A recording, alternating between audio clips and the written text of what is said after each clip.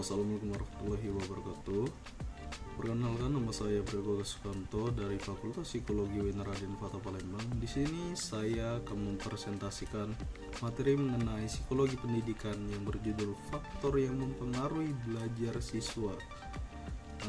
Di sini sebelum saya masuk ke dalam materi utama, lebih baik kita mengetahui apa sih itu psikologi dan terutama psikologi pendidikan.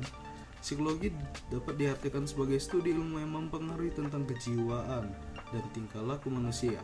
Psikologi pendidikan dapat dimaksudkan untuk memberikan pengaruh dalam kegiatan pendidikan, pembelajaran, dan proses belajar mengajar yang lebih efektif dengan memperhatikan respon kejiwaan dan tingkah laku anak didik. Keadaan sistem pembelajaran, cara mengajar dan anak didik di setiap daerah tidaklah sama.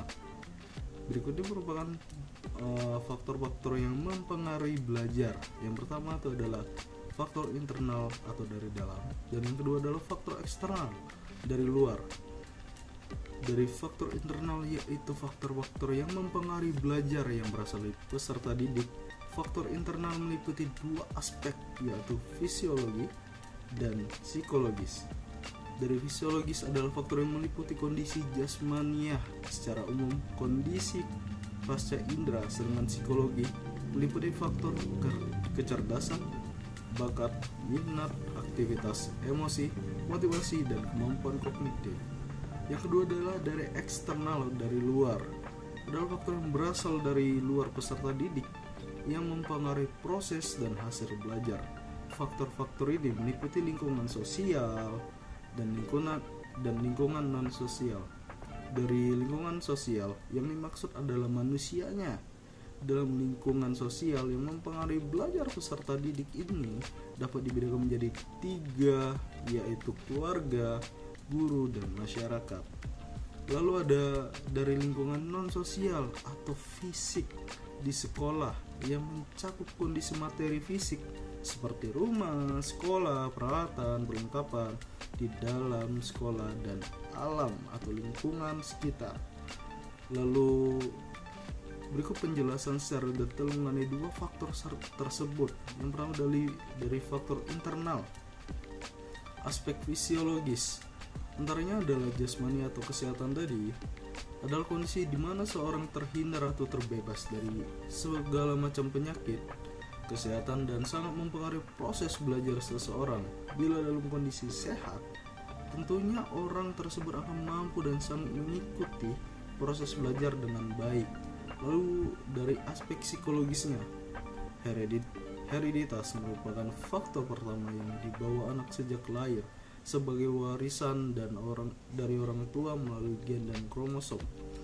Faktor ini mempengaruhi belajar karena genetika sangat mempengaruhi segala aspek yang ada pada anak. Secara faktor genetik menurunkan sifat-sifat biologis dalam tanda kurung pembawaan dari orang tua, dari dirinya sendiri, dan kondisi fisik dan mental individual atau bisa disingkat sebagai watak. Lalu yang kedua adalah kecerdasan.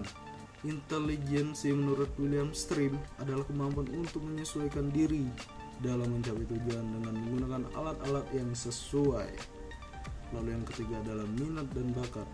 Minat belajar siswa adalah cara antusias siswa yang tinggi untuk yang keinginannya besar terhadap suatu pengetahuan, sedangkan bakat siswa adalah kemampuan potensial siswa untuk mencapai keberhasilan di masa depan. Lalu yang keempat adalah motivasi, upaya secara keseluruhan psikis, psikologis, dan sosiologis untuk menjamin kelangsungan belajar serta pedoman pelaksanaan untuk mencapai tujuan belajar. Lalu yang kedua itu adalah faktor internal. Dari keluarga mempunyai peranan dan pengaruh yang sangat penting dalam membentuk belajar dari seorang anak, karena keluarga merupakan tempat pertama di mana seorang anak mulai belajar.